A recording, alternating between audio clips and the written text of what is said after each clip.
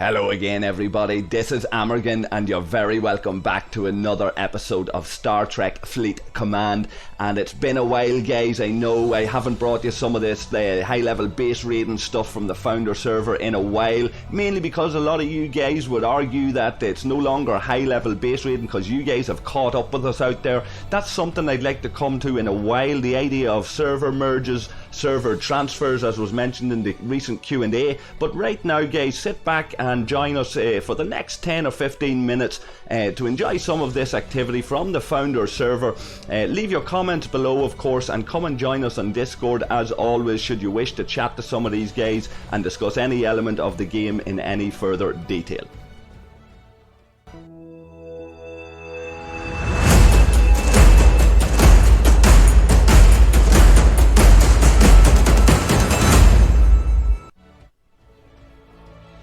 So guys, here we are down in Lip Ass 1 and we're raiding Ahsoka Mai Tai.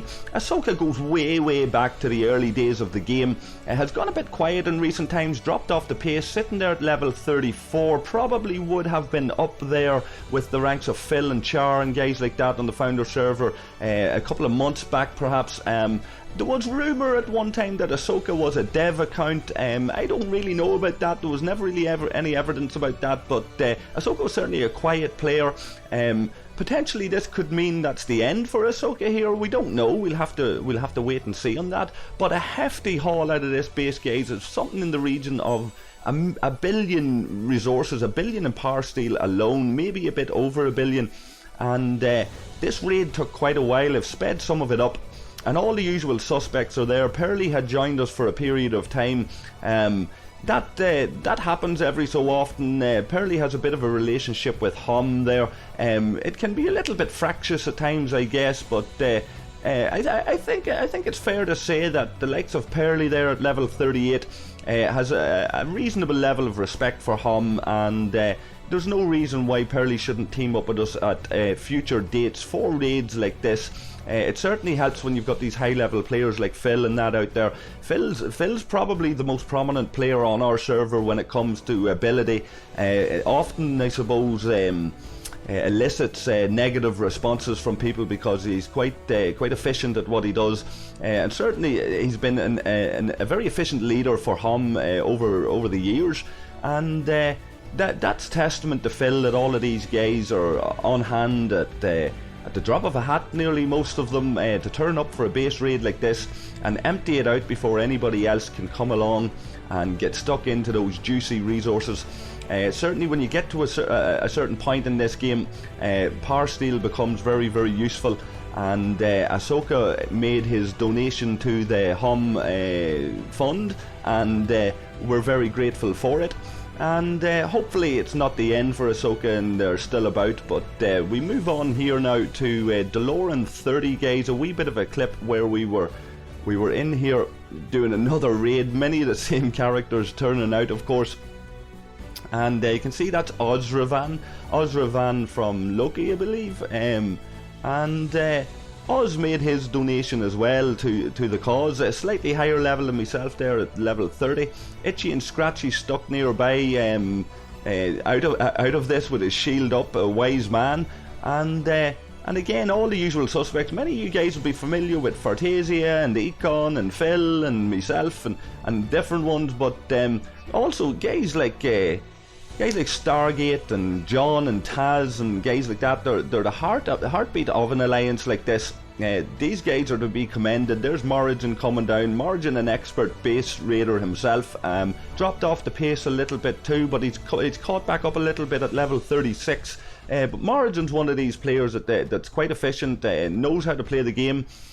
Spotted Spark up there too. Spark's one of the old originals from HOM, always about, same time zone as myself, same level as myself, so myself and Spark have progressed pretty much at the same rate through this game. And of course Antares drops in and out, guys. Antares is a good example of somebody who plays this game but knows how to prioritize real life, knows how to drop out of the game and take a bit of a break and then come back when it takes his fancy. So it's very good to see Antares there with us, because he goes quiet for a while and he comes back for a while, and No Slowpoke there at level 33.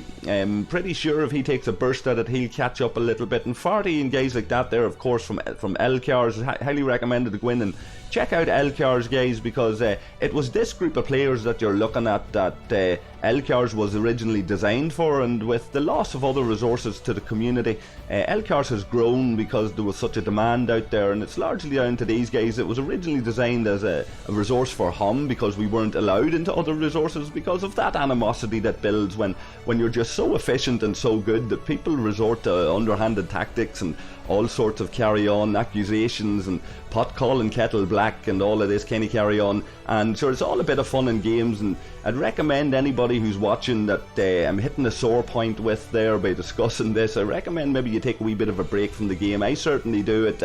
Others have done it, as I've mentioned, and they're able to jump back in with a little bit of a change in perspective, realising it's only pixels that we're dealing with. Indeed, I lost something like 40 odd million in Power Steel myself there recently, so it's all part and parcel of the game, guys. A beautiful sight there, all of those attacks circling around that base, the glow from the middle of it, white hot, guys, with the action that's going on, and this is what we like to do. It's great for the team building in HOM when all of the guys turn out like this. I'm sure it's like that on other servers as well. And of course, leave your comments below, guys. Let me know what the average level raids you're involved in is. Is it like this? Are you getting people from the high 20s up to the high 30s all getting stuck in together?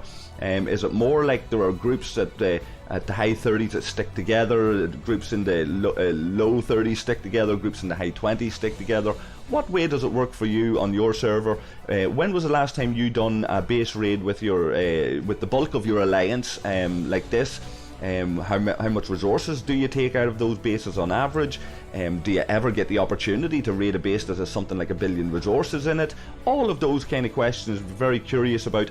And of course, we mentioned earlier about the potential for server transfers. Likely server transfers are coming, guys, before server merges come. Certainly a server merge, we've been through it already. We've discussed it in other videos. Server merges haven't gone well in the past. We got our progress reset. We lost a lot of items we had worked towards. I'm always giving out about my Antares blueprints. I had a set of Antares blueprints when I was about level 25, before the level cap, of course, came in, and I was very disappointed to lose that. Others got their G3 surveyors, their mining ships, and their cavorts and their Valkus and all of this. And that gave them a slight advantage, the ones that were around my level. I never got my blueprints. And I did get other things in compensation, some of it good, some of it nonsense, like the 7 realties, like I've mentioned before, the jellyfish and stuff. So we wouldn't want a server merge to happen like that if it comes anytime soon. We want it to be worked out. Somebody had mentioned previously that that's why hopefully it has taken this long to do it, is because they want to get it right. So fingers crossed that's the case, but certainly we're considering that server transfers will be the thing before there's any server merges. And a wee shout out to Rog Ozshock there. He got raided by Phil and Bones, and I caught a little bit of the footage. And again, Phil leading the charge, of course, showing us how it's done, setting the bar high for the rest of the alliance to catch up with, and usually the guys can respond in kind and go and get stuck into these bases. Currently we're looking at an event that rewards base raiding, and that's all very welcome for an alliance like HOM. And we might come to that at a later point, but I want to get back into this idea of server transfers. There's a number of things that will be affected by us on the founder server. For example, if you think about our refinery, we get 3 refines of G3 a day. Sorry, twice a day, every 10 hours. If you're up to getting logged into your game and taking advantage of that. And that gives us that slight advantage in terms of being able to refine G3, but also we get G3 mining events that gives us bonus G3 materials, and it would be a bit of a disappointing one now if we lost that, if we got transferred into another server. It would be something that would make a founder server player reluctant to go to another server, to leave that behind. We've made the calls before to bring other servers into line with that. Hopefully that happens before the server transfers happen. because you'll probably get a stampede of players coming looking to join in with the founder server because of the refines alone, but also because we're around longer than anybody else, and there are lots of people out there looking to pit themselves against the likes of Phil and Char and these other players that have been around for a while, and they've got high level ships and they're running around in Barrels and Enterprises and things like this. So that'll certainly be an interesting one. I'm really looking forward to the day where I can capture some of the footage around some of these raids, and some of you guys perhaps coming into our server and hooking up with us and battling us and all of that. And in an ideal world, of course, we'll get armadas happening around the same time, and we'll have lots of group activities that we can take part in, lots of content that can be covered by us content creators, and keep people interested and keep people active. Of course, the scopely end of it will be to keep people spending, but of course I'm free to play, so it's the content I'm interested in. We shout out to the Purifier there as well. Not somebody you would expect to get caught with his shields down. The founder server, it's been doing well, I think, for the last while. There's often toxicity that rears its head at times. There's old grudges that when you play together for the guts of 2 years, there's old grudges that don't be forgotten, and they can flare up at any time, I suppose, and people go to extraordinary lengths. Not just myself, I make videos on all of this and I speak about what happens on the founder server. Others, of course, are able to go and make videos, and ROG raids, of course. ROG recently expanded into the YouTube forum, so go and check out ROG raids, guys. They have a couple of HOM bases getting raided as well, but others have expanded out into the YouTube platform to start to I suppose scratch the itch and exacerbate old wounds, open old wounds, and exacerbate the situation by making accusations and casting aspersions. There's quite slanderous stuff out there at times, and it's not nice when it takes to the YouTube platform. I like to think that I try to show both sides and be fair to everybody in such a situation, and in this situation we've had our battles with the Purifier. I've certainly run into this guy a number of times around, and he's been caught with his shields down, and we've raided him and all of that, and I've caught the footage, and I'm pretty sure he's not going to take it too sore, because he'll go out and he'll raid somebody himself, and that's the way it goes. And I've been raided myself very recently, took a very heavy hit, so we shout out to Belly and the guys that done that. I'll get it back, no question about it. I've already recouped some of it, and quite a bit in fact. These events where we get rewarded points and we can unlock achievements and all of this kind of thing, we can hit the targets on the leaderboards or whatever it is, by going out and raiding bases and raiding resources. It's all very welcome to keep us active and honing our skills, I suppose. Not that Phil here needs any honing of his skills. The man's dexterity on his phone is legendary when it comes to this kind of thing. There's a number out there that's good at it. He's one of the experts of it. I'd like to think I'm not too shabby myself, but I'm not as good as some of these guys at times. So all credit to them, and not just in our alliance but in other alliances as well. But the Purifier and Fury here are small enough alliance guys. They punch a wee bit above their weight, I guess. They're a force to be reckoned with, because they're quite focused, dedicated players there. But you know, you can be friends, you can be enemies, but if your shields are caught down, you're going to be raided, and that's just the way that it is. It's a wee bit dog eat dog out there at the minute, but it's gentleman rules, guys, and we're going to do maybe a panel discussion on the rules of engagement, the ROA. I'll talk a little bit about that now, but I'll go into more detail in the panel discussion with it when other guys are discussing the ROA on their base. But essentially we're operating from a gentleman's agreement. There's nothing written down. We've gone to war with each other that much over the last couple of years that now we understand the way it's supposed to work, and all bases are open, and it's open season on them. If you've left your shields down, you're going to be raided. That's just the way that it is. You don't hit anybody's miners.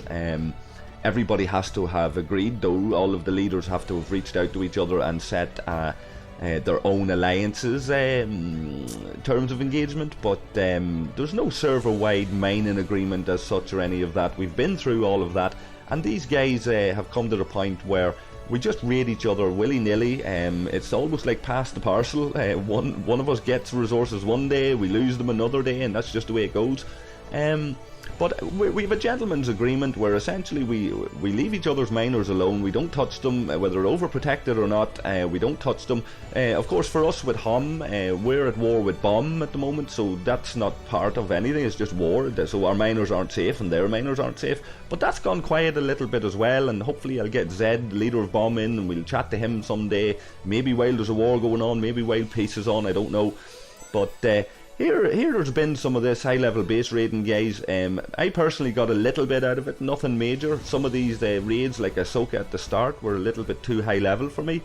But hopefully a wee bit of speculation around server transfers there is something we can do in the comments below or on Discord, and look at how some of you guys reckon you might fare up against some of these founders. And come and talk to us and let us know. We'll have the bit of banter. We'll compare ships, and hopefully someday we'll meet you guys out in the galaxy and we can do battle, or we can team up and go out and raid others.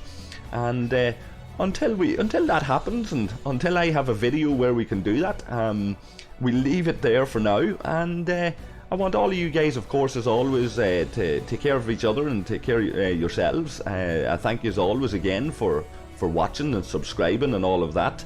And I'll catch you all again shortly in another video. Cheers.